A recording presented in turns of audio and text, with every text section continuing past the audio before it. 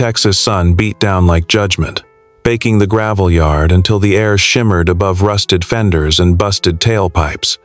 A cicada screamed from somewhere in the dry grass.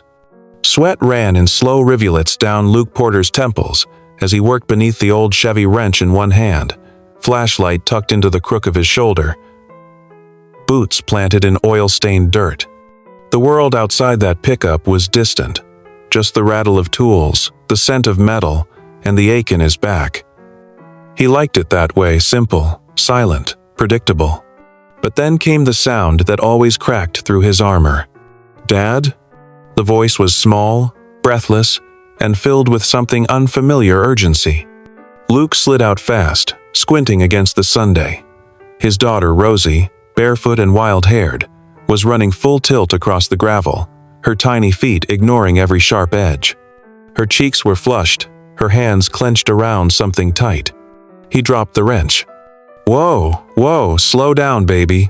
What happened?" She skidded to a stop, breathing hard, and held up a crumpled sheet of newsprint like it was a holy relic. Her big brown eyes, mirror images of his own, were wide and trembling. "I found this in the dumpster behind Granny's store. I was looking for the kitten again, but then I saw this and—" Luke took it gently from her hands. The page was yellowed, corners torn, but the photo was clear as day. A woman's face, delicate, defiant, high cheekbones, distant eyes. Multi-millionaire heiress, presumed dead, 6 years ago, believed to be alive in nearby town. Luke's heart hit the brakes, then slammed on the gas. Beneath the headline sat a name he hadn't spoken aloud in nearly a decade. Isobel DeWitt. Rosie tugged on his shirt. "Daddy, is that her?" Luke's mouth went dry. The air turned hot in his lungs. I don't know," he lied. But Rosie was too smart, too much her mother's daughter. "I know it is," she whispered. "She looks like me." He tried to fold the paper. His fingers trembled. "Rosie, you told me she died," Rosie said softly, blinking fast. "But she didn't, did she?" Luke looked away, jaw clenched so tight it hurt. "I told you what I had to keep you safe." She didn't answer. Just stood there in the sun, her small chest rising and falling like a bird, trying not to cry. The silence stretched. "She's alive," Rosie said again, steadier now. "And she's close. We can go find her." Luke shook his head. "It's not that simple. That life, her world, it's dangerous. But what if she needs us?" Rosie's voice cracked, but she stood tall. "What if she's in trouble?" He looked down at his daughter, so small, so brave, and something inside him twisted.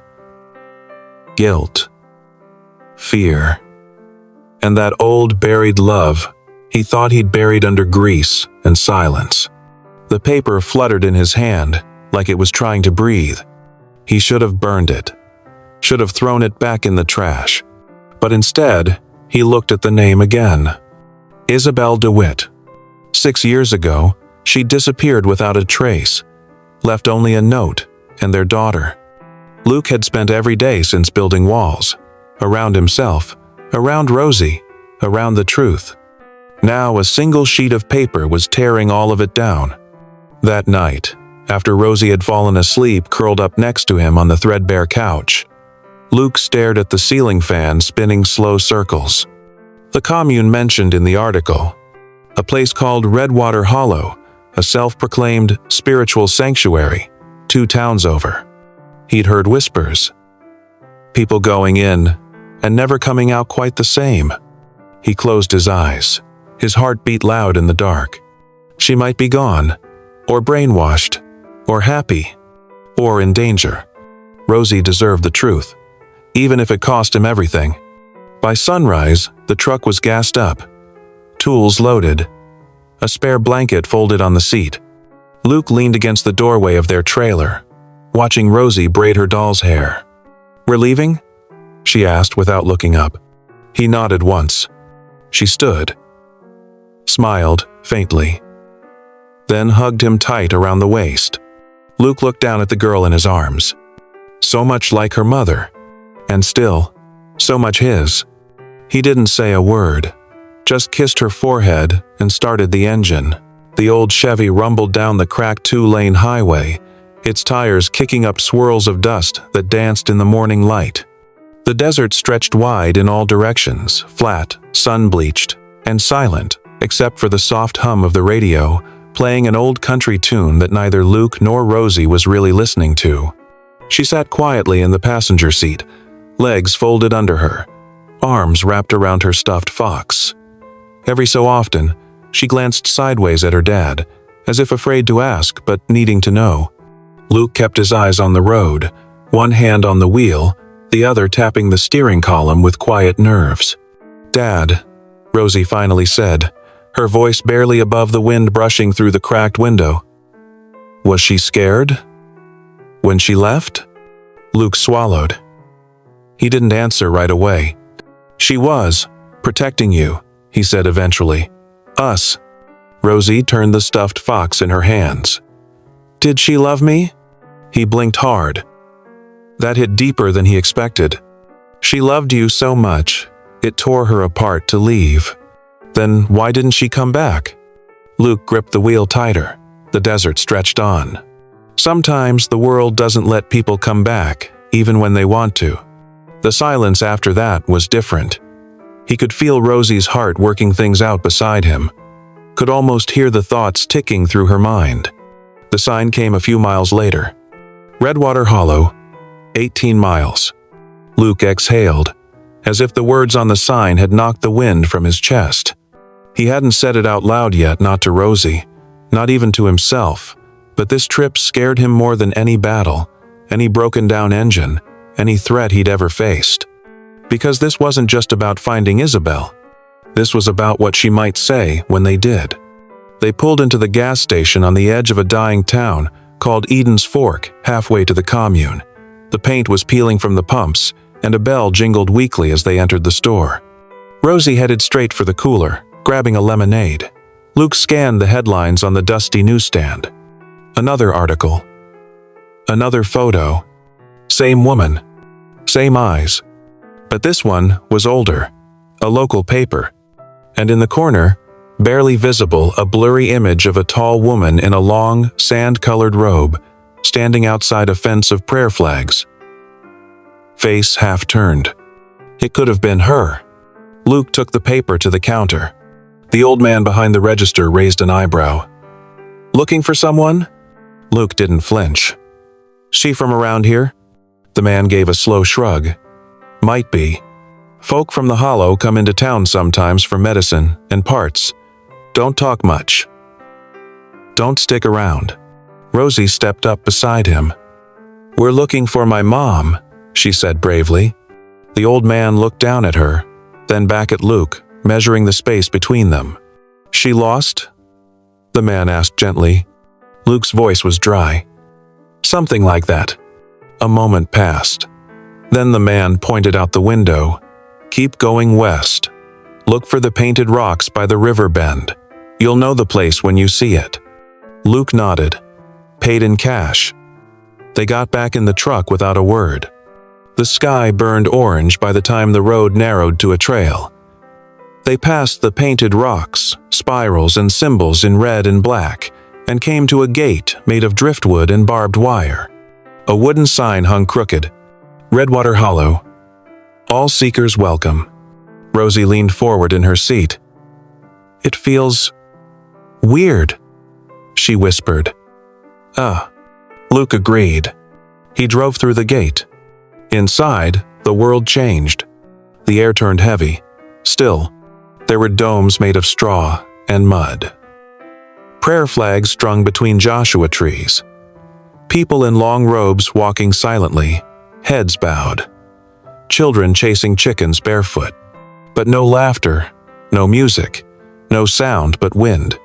They stopped near a large communal tent painted with suns and moons. A woman approached, her hands folded. "Can I help you?" she asked, her voice calm but unreadable. Luke stepped out, held up the paper. "We're looking for her." The woman's eyes narrowed slightly. "I'm sorry. We don't use names here.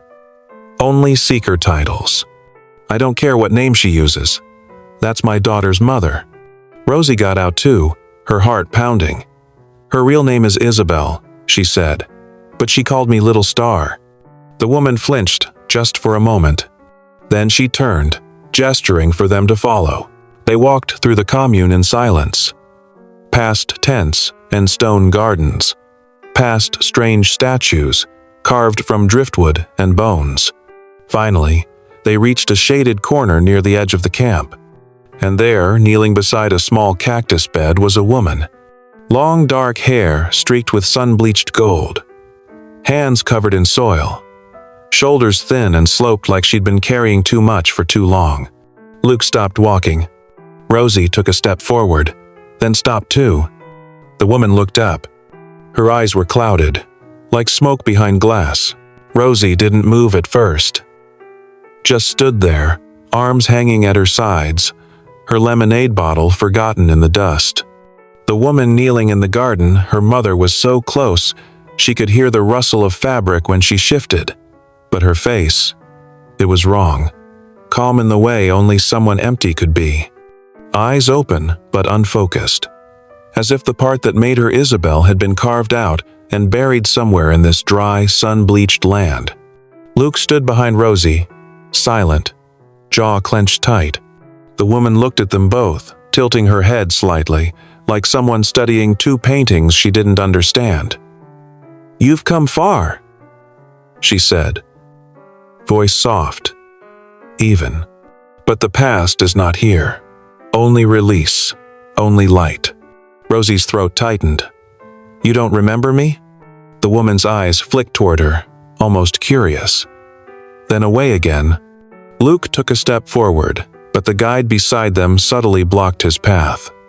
"Let her speak," she whispered. "If anything remains, she'll respond to the child." Rosie's lip trembled. She reached slowly into her pocket and pulled out a photograph folded and creased 100 times. It showed a younger Isobel, laughing, her arms wrapped around a baby wrapped in a sunflower blanket. Luke had taken it on the day Rosie took her first steps. She held it out with both hands. "This is you," she said softly. "And this is me." The woman reached out and took the photo, her fingers tracing its edges like they were relics. For a moment, just a flicker, her expression changed. Her eyebrows dipped. A crease formed between them. The stillness in her eyes cracked just slightly. But then it vanished. "I'm sorry," she murmured, handing the photo back. "That woman is gone." "No," Rosie whispered, tears starting to well. "She's here. You're her. You called me Little Star. Remember?" She stepped forward, voice breaking. "You used to sing to me about wild horses and lightning bugs. You'd braid my hair and tell me I was brave like a wolf." Silence. Then, barely audible, the woman muttered, "Little Star." Rosie froze. The words had come like a breath, slipping through broken glass. Luke felt his chest tighten. "Say it again," Rosie pleaded. The woman blinked. Her gaze shifted to Luke, then back to the child. Her lips trembled. "I don't remember," she said, but her voice cracked mid-sentence. A single tear slid down her cheek. The guide stepped forward quickly.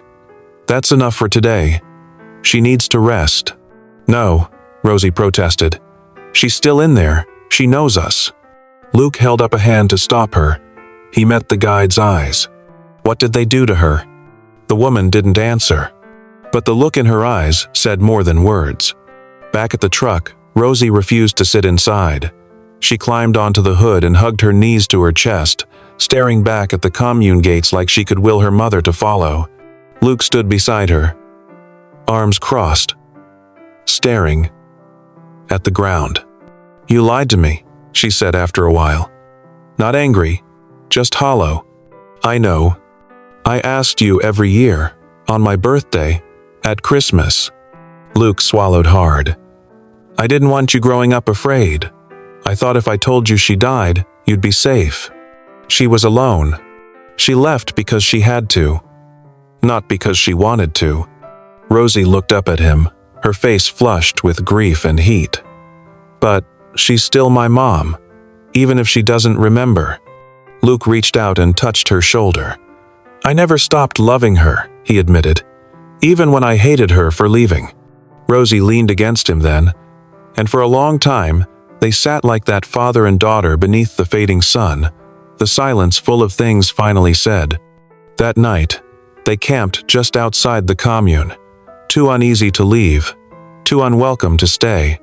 Luke sat by the firelight, thumbing through the old note Isobel had left 6 years ago.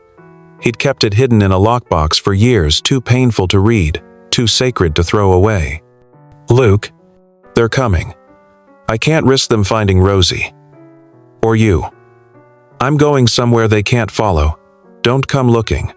I love you more than anything. Belle. He stared at the ink, at the desperate slant of her handwriting. She'd saved them once.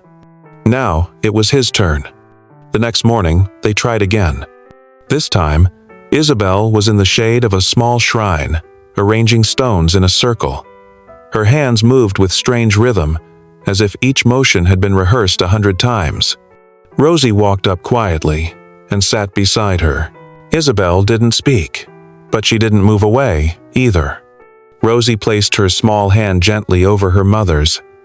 You used to call me Little Star because I used to cry when the sky got too dark. A pause. A flicker.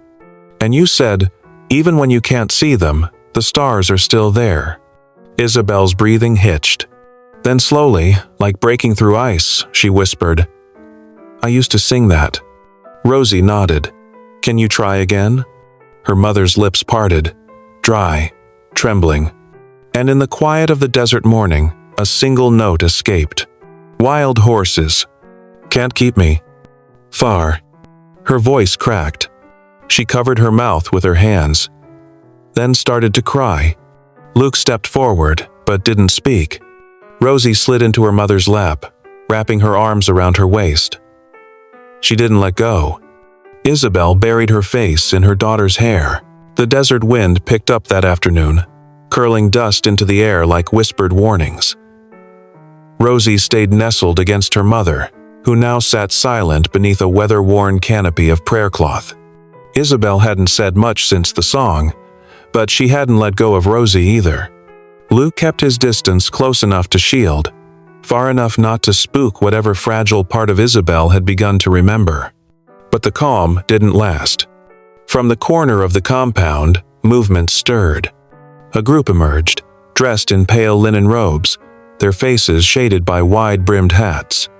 At the center of them walked a tall man, clean-shaven, deliberate, eyes hidden behind dark glasses. His hat was white, his smile sharp. The guide from before whispered something quickly to Isobel and Rosie, then stood and walked toward the man. Luke stood up too, every muscle in his back tensed. You must be the outsider, the man in white said calmly, his voice like sand over velvet. And the little seeker has brought a shadow with her. Luke stepped forward. I'm here for my daughter's mother, that's all. The man took a slow breath, like he'd heard this before. Names are burdens here. She came to us to shed hers, to free herself from pain, from lies, from the life that broke her.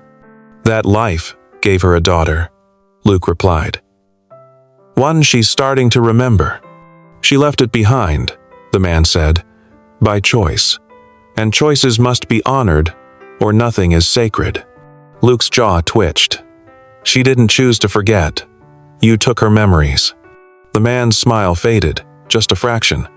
What's broken can be rebuilt. What's wounded can be rewritten. Rosie stood now, her small hand holding Isobel's.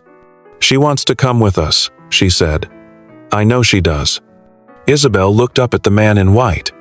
I saw a photo, she said slowly, of me and her. I remember the blanket, sunflowers. I remember singing. A hush fell around them. Even the other followers nearby stopped walking. The man's voice was quieter now.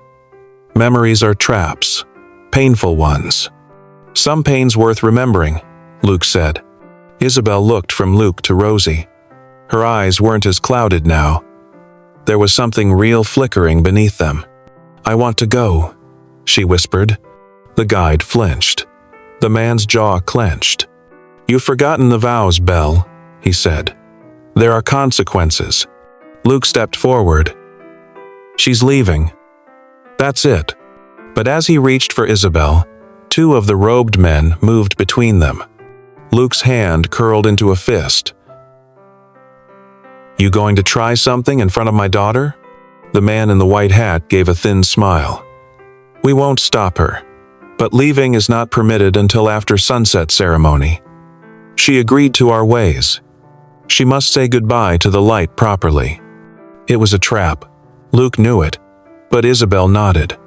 I need closure, she said, more to herself than anyone. If I'm going to be a mother again, I need to let go of who I became here. Luke hesitated. Rosie looked scared now, clinging tighter to her mom. Sunset, Luke said quietly. Then we leave. They waited in the truck, parked just outside the gate. Luke didn't trust them, but forcing a scene now would only make it worse. He kept the engine idling, headlights off, fingers tapping the steering wheel with restless worry. Rosie leaned her head on his shoulder. She remembered me, she said softly. That means she's still in there. He nodded. Yeah, and we're not leaving without her. The sky turned orange. The hills behind Redwater Hollow glowed gold, the wind carrying smoke from incense fires. The ceremony was beginning. Inside, Isobel stood with the others near the fire pit, her robe billowing slightly in the wind. Candles lit the perimeter. The man in white stood across from her, speaking words she no longer truly heard.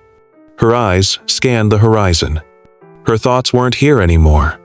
They were with a tiny girl holding a sunflower blanket. They were with a man who once made her laugh over broken carburetors and cold lemonade. She stepped back from the circle. The man noticed. His voice tightened. Belle. She turned and began walking. No, he snapped. Not yet. She didn't stop. Two robed men moved to intercept her. But someone else moved faster. A roar of an engine tore through the silence. The truck. Luke. He barreled through the edge of the ceremony, dust flying, tires skidding to a stop between Isobel and the men reaching for her. Luke flung the door open. Get in. Isobel ran. Rosie opened the back door and pulled her mother inside. The men in white robes shouted. Someone tried to grab the door handle. Luke slammed the gas. They tore out of Redwater Hollow in a cloud of dust, wild cries fading behind them. Miles down the road, headlights bouncing over cracked dirt. No one spoke. Rosie held Isobel's hand tightly. Luke kept driving. Finally, Isobel spoke. I didn't think I was allowed to come back. Luke's voice was low. You were never supposed to leave. The road back was long and winding, carved through empty plains and skies that never ended. The truck's old engine hummed steadily beneath them, and inside the cab, silence took on a weight of its own. But it wasn't the silence of fear anymore. It was the quiet that follows a storm. The kind of silence where healing begins. Isobel sat in the passenger seat, her eyes glassy as they traced the desert stretching beyond the windshield.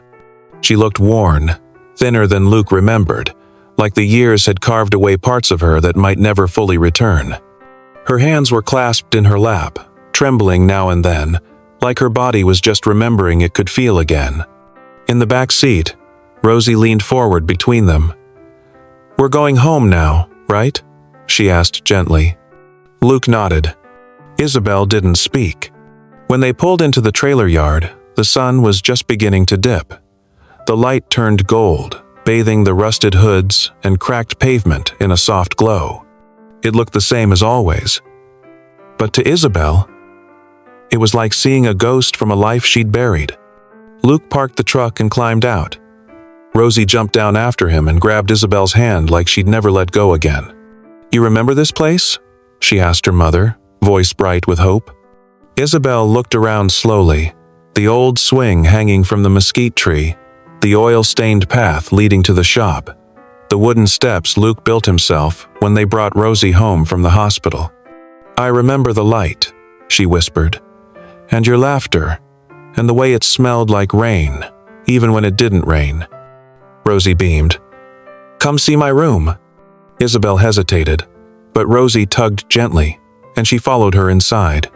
Luke stayed behind for a moment, hands on his hips, staring up at the trailer's faded siding. He had no idea what tomorrow would bring, but today, they were back under the same roof. That night, Rosie fell asleep wrapped in her sunflower blanket, her hand still loosely gripping Isobel's. The girl's tiny snores filled the room like a lullaby. Isobel stepped out onto the porch, her face bathed in starlight. Luke was already there, sitting on the top step, a cold soda in his hand. She sat beside him slowly, drawing her robe tighter around her shoulders. The desert night had turned sharp. For a long while, neither of them spoke. Then she said, "You should hate me." He didn't answer. "I left you to carry everything. The lies, the silence, the heartbreak. And still, you raised her right. She's beautiful, Luke." "She's strong," he replied, "like her mother." Isobel's eyes filled, but she didn't let the tears fall. "I thought I was doing the right thing, disappearing. That if I stayed gone, they'd stop looking. That Rosie would grow up safe." "You didn't think we'd break without you?" "I knew you would," she said. "I just prayed you'd put yourself back together." Luke looked over at her, studying the shadows on her face. "What happened in that place?" Her voice was barely a whisper. "They make you forget, not just facts, but feelings. You meditate until memory becomes pain, and pain becomes fog. Eventually, you forget who you were. And then, you're nothing, and nothing doesn't hurt." He stared at the desert for a long time. But then a little girl showed up with a photo and a heart full of stubborn. She smiled through her tears. "She saved me." "You saved her first." A soft wind moved through the brush.